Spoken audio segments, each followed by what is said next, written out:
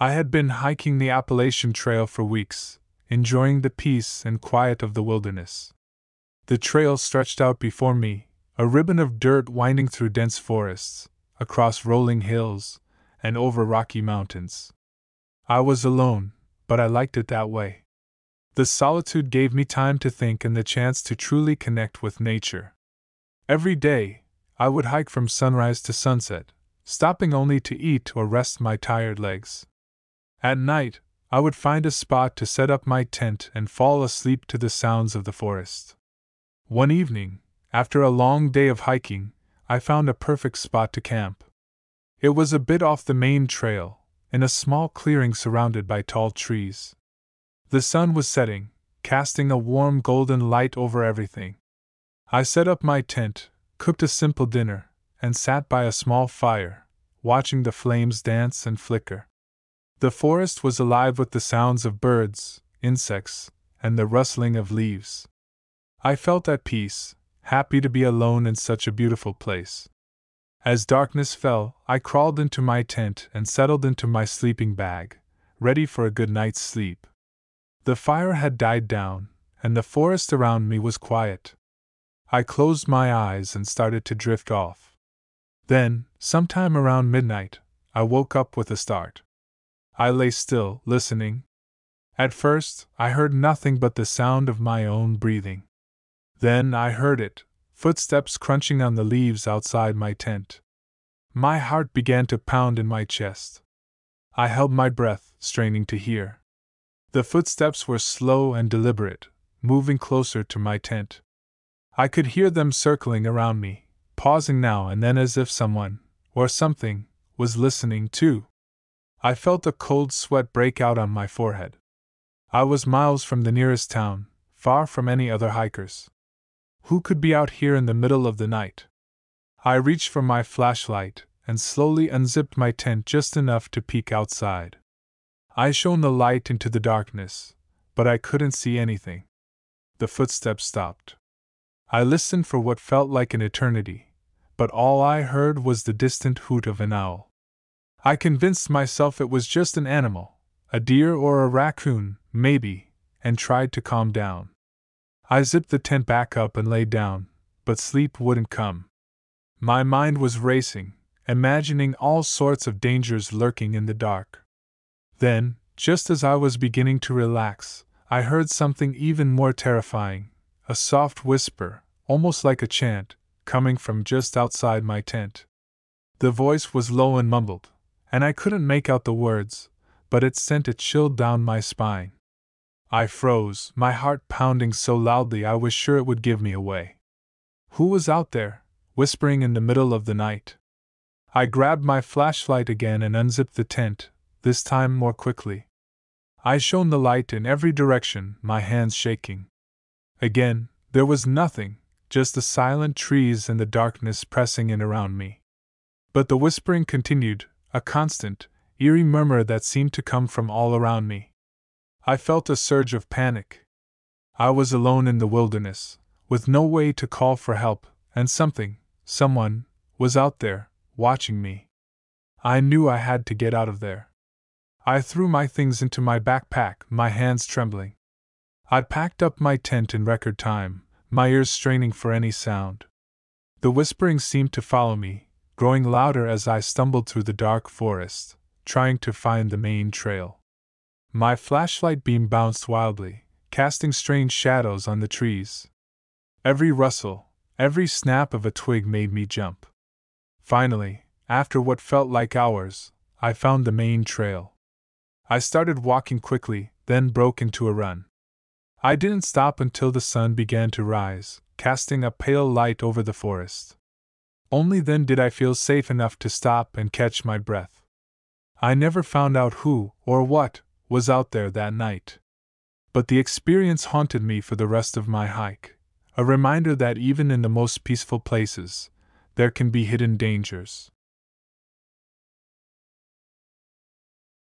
In late September 2019, I was on a solo bike trip around the United States. I had loaded up my bicycle with camping gear and set out to explore the country. One evening I found myself in rural Montana, far from the nearest town. It was getting late, and I needed a place to camp for the night.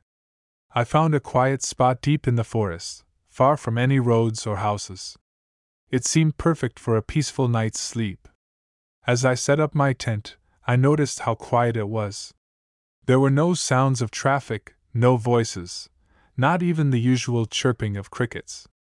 It was completely silent. At first, I thought it was a nice change from the noise of everyday life. I finished setting up camp, cooked a simple dinner, and settled into my tent as darkness fell. Lying in my sleeping bag, I couldn't help but notice the eerie silence. There was no wind, no rustling leaves, no sounds of animals moving through the forest. It felt unnatural. I tried to ignore it, telling myself that the quiet was a rare treat and I should enjoy it. But as I lay there, I started to feel uneasy. Suddenly, I heard footsteps outside my tent. They were slow and deliberate, crunching softly on the forest floor. My heart started to race. I listened carefully, trying to determine what kind of animal it might be, but the steps were too heavy to be a small creature. They were steady and purposeful, moving around my tent in a slow circle. I grabbed my flashlight and knife, my hands trembling. I unzipped the tent just a little and shone the light outside, sweeping it around in a wide arc. There was nothing there.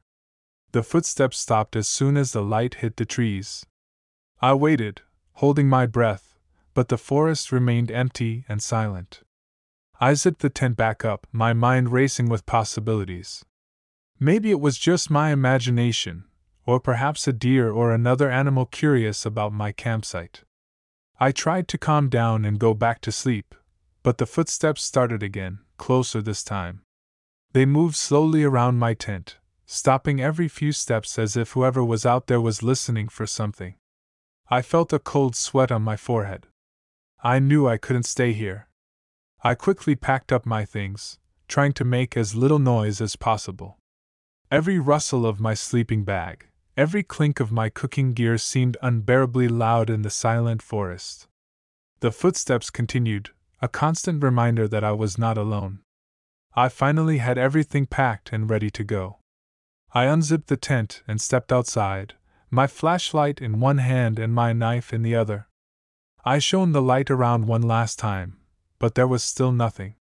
The footsteps stopped as I moved, but the feeling of being watched remained. I got on my bike and pedaled away as fast as I could, the beam of my headlamp cutting through the darkness. I didn't look back, afraid of what I might see. I rode for what felt like hours until I reached a small clearing where I could see the first light of dawn breaking through the trees. Only then did I feel safe enough to stop and catch my breath. The experience haunted me for the rest of my trip. I couldn't shake the feeling of being watched, and every time I camped in a remote area, I found myself listening for those slow, deliberate footsteps. The forest, which I had always found so peaceful, now felt like a place of hidden dangers. I never found out what or who was out there that night. But the memory of those footsteps and the eerie silence stayed with me, a reminder that even in the most tranquil places, there can be unseen threats. It was a lesson in the unpredictability of nature and the importance of trusting your instincts. My friends and I had been hiking the West Coast Trail on Vancouver Island for a few days. It's a beautiful, rugged trail that runs along the coast, with stunning views of the ocean and dense, lush forests. We were having a great time, enjoying the adventure and the challenge of the hike. We were also looking forward to the end of each day when we could set up camp, relax, and share stories around the campfire. One evening, after a long day of hiking, we found a nice spot to camp. It was a small clearing close to the beach, with a great view of the sunset. We set up our tents, gathered some firewood, and cooked our dinner. As the sun dipped below the horizon, we sat by the fire, talking and laughing. The forest around us was alive with the sounds of birds and insects. Everything seemed perfect. As the night grew darker, we noticed that the usual sounds of the forest had started to fade away. It became eerily quiet. We all felt it, a strange sense of unease. Trying to shake off the feeling, we continued to chat and roast marshmallows. Suddenly, one of my friends pointed towards the tree-line. "Look over there," she whispered. We all turned to see what she was pointing at. There, just beyond the light of our campfire, were a pair of glowing eyes. They were close to the ground and didn't move. We all stared, trying to make out what kind of animal it was. Then, slowly, it stepped into the light. It was a cougar. It was large, with sleek, powerful muscles and a focused gaze. It didn't seem afraid of us at all. Instead, it just stood there, watching us. We all froze, unsure of what to do. I had heard stories about cougars stalking people, but I never thought I would encounter one. My heart pounded in my chest, and I could see the same fear in my friend's eyes. We tried to make ourselves look bigger, waving our arms and shouting, hoping to scare it away. But the cougar didn't budge. It just kept staring at us with those unblinking eyes. We decided to move our camp further down the trail, hoping to put some distance between us and the cougar. We quickly packed up our gear, keeping one eye on the cougar the whole time. As we started to move, the cougar began to follow us, silently and effortlessly. It stayed just at the edge of our campfire's light, moving when we moved, stopping when we stopped. The forest was completely silent, except for the sound of our own hurried footsteps and the occasional snap of a twig. We walked for what felt like hours, our nerves on edge. The cougar's eyes never left us, glowing in the dark like two tiny flames.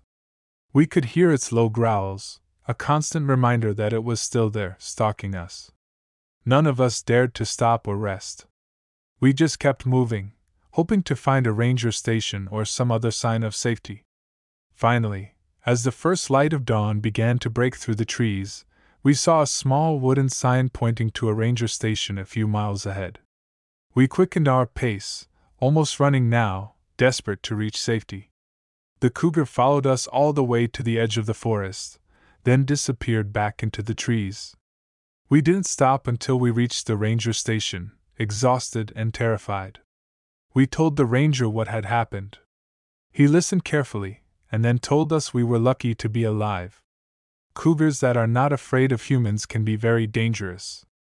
He said we probably surprised the cougar in its territory, and it was just following us to make sure we left. Hearing that didn't make us feel any better. The rest of our hike was tense. Every rustle in the bushes, every shadow in the trees, made us jump. We finished the trail, but the memory of those glowing eyes and the feeling of being hunted stayed with us. It was a reminder that, no matter how beautiful and peaceful nature can seem, it's also wild and unpredictable. 3 years ago, I decided to hike the Smoky Mountains with my dog. It was a beautiful day, and the sun was shining through the trees as we made our way along the trail. I loved the feeling of being surrounded by nature, far away from the hustle and bustle of everyday life. My dog, a large and friendly Labrador named Max, trotted happily by my side, sniffing at everything and wagging his tail. We had been hiking for about 3 hours when we came to a fork in the trail. I checked my map and decided to take the left path, which would take us to a beautiful viewpoint. As we walked, I started to notice that the forest was getting quieter. The birds had stopped singing, and even the insects seemed to have fallen silent. It felt strange, but I shrugged it off and kept walking. A few minutes later, I spotted something up ahead. I stopped and squinted, trying to see what it was. As we got closer, I realized it was a mother bear and her 2 cubs. My heart skipped a beat. I knew that getting too close to a bear, especially a mother with cubs, could be dangerous. I slowly backed away, keeping my eyes on the bears. Max stood still, his ears perked up, but thankfully, he didn't bark. Once we were a safe distance away, I decided to take the other path at the fork. We retraced our steps and started down the right path. As we walked, I couldn't shake the feeling that we were being watched. I kept looking over my shoulder, but I didn't see anything. Max seemed to sense something too. He stayed close to me, his ears constantly twitching. About half a mile down the trail, I saw fresh prints in the dirt. They were large, much larger than Max's paws, and they had a distinctive shape. My stomach tightened as I realized they were cougar prints. Cougars are elusive and dangerous, and knowing one was nearby made me very uneasy. I decided it was time to turn back. We started walking back towards the car, picking up the pace. The forest was still eerily quiet, and every snap of a twig made me jump. As we walked, I started hearing faint whispers, like someone calling my name.